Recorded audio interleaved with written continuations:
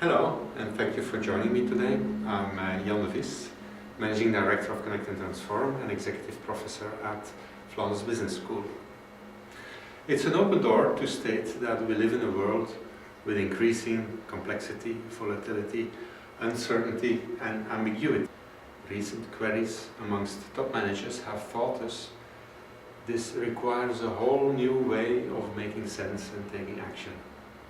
And the covers of different magazines in 2015 convey this message in a very strong way and over again. Some of these new ways are about how we have conversations and learn from one another. Others are about how we solve intractable problems, and still others are about how we plan for a noble future. The key leadership challenge is to go better with complexity.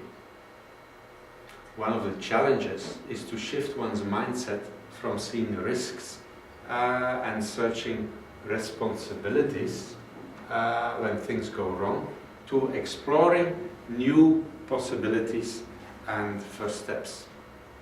The first mindset, the threat mindset, is often a narrowing one. It's often one where one sticks to old known models and best practices, and that limits the number of alternatives one might use. The second mindset requires more out-of-the-box thinking, and to support this we have developed a rethinking game.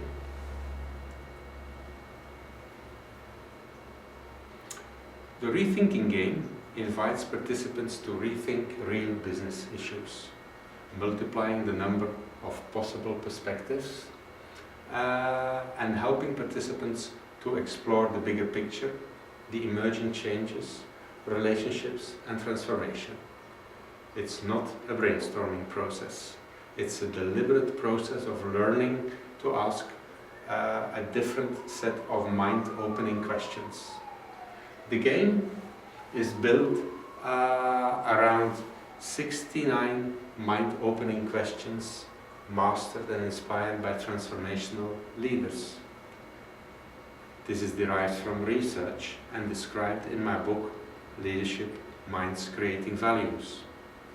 Besides those 96 mind-opening questions, there are also 36 narrowing to decide questions, which help participants to define new actions, new scenarios and steps. The participants are guided through a structured process which enables them to rethink their issues and come up with new solution sets. It helps them to develop a different mindset and handle complexity in a different way.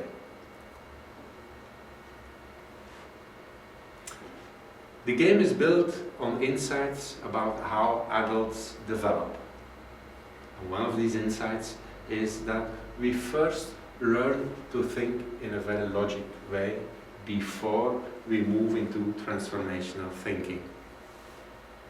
Logical thinking is about simplifying complexity. It's about asking the question, what is the most likely to happen? It's about repeating past and best known solutions, which, as I just said, is a narrowing mindset. Transformational thinking is about expanding and embracing complexity. It's about reflecting on the possible.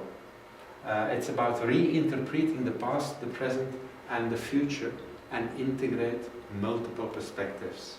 So it's about essentially exploring new possibilities. Both logical thinking and transformational thinking mutually reinforce each other. The quality of logical thinking determines or helps to think transformationally, and the quality of transformational thinking helps to build a better logic. But logical thinking does not equal transformational thinking. Logical thinkers work within the boundaries of what they can see and observe. Transformational thinkers are very aware about what they include and what they exclude in defining a problem and or create a solution space. They are able to define what is missing and or not seen in an argument and to highlight new possibilities. For example, logical thinkers think about the context in terms of breaking it in manageable pieces, in parts, and even seeing those parts as being separate, while transformational thinkers see the bigger pictures, often multiple bigger pictures, and the structures in which change takes place. Another example, in approaching or making sense of evolutions and developments, the logical thinker will focus on stability and predictability, while the transformational thinker uses a number of structures that enables him or her to recognize the flows of ongoing changes and how they interrelate. A third category of systems to make sense have to do with how do I bring things into relationship.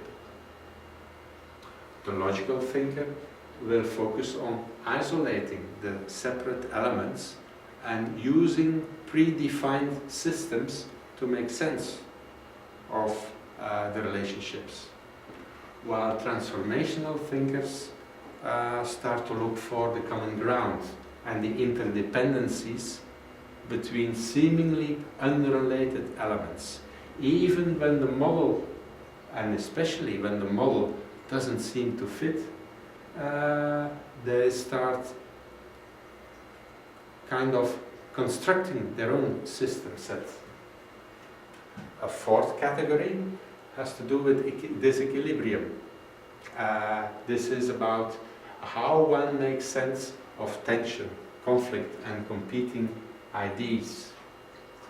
The logical thinker prefers a linear, predictable, and planned way to approach reality. The transformational thinker, on the other side, will integrate process, context, and relationship to capture the complexity of transformation. Now, what's the toolkit?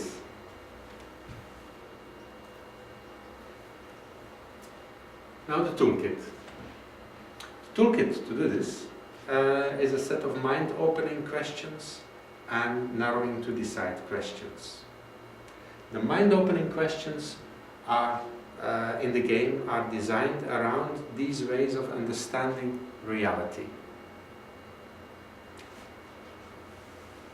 Context, emerging change, totality, and disequilibrium are all ways to make sense out of that reality. And in each of those ways of making sense, we distinguish three levels.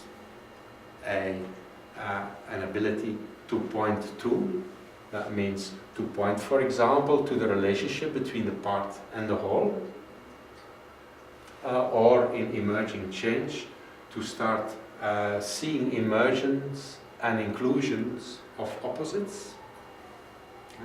A second level is about the ability to elaborate, which means, for example, in dealing with context, what is the structure of the stability of the system? That means how do different layers, for example, interact with each other.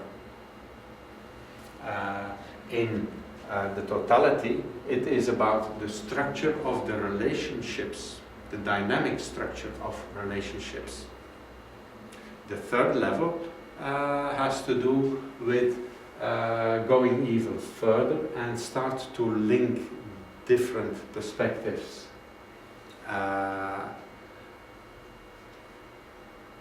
For example, if in relationship to context, most of us are comfortable with pointing to to elements in the context. Some of us might have difficulties in really going deeper and understanding the structure and the stability of the system. And the linking is then about how those different systems fit together, how multiple contexts and frames of references might influence the different perspectives.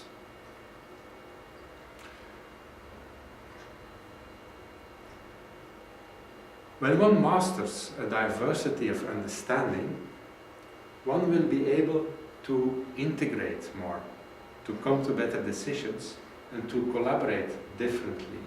By which I mean, if someone masters the whole spectrum of different mind structures, you might be sure that the quality of decision making will improve a lot.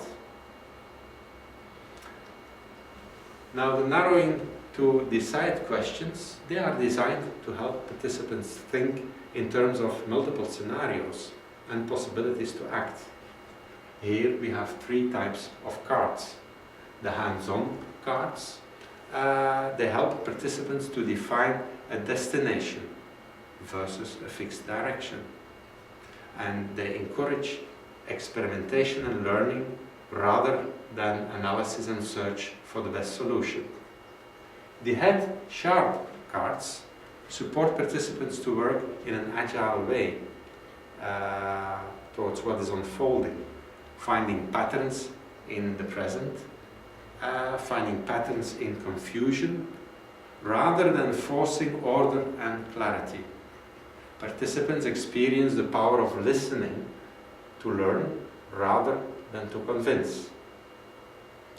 The hard maturity cards are designed to create insight in their adult developmental limitations and to build comfort in coping with tension. There are plenty of situations where teams need to think differently and where a different leadership is required. This ranges from routine operations over complex operations to innovation operations and transformational operations. In each of those settings, models are used that are predominantly built on logic. Working with a roadmap is an example of logic.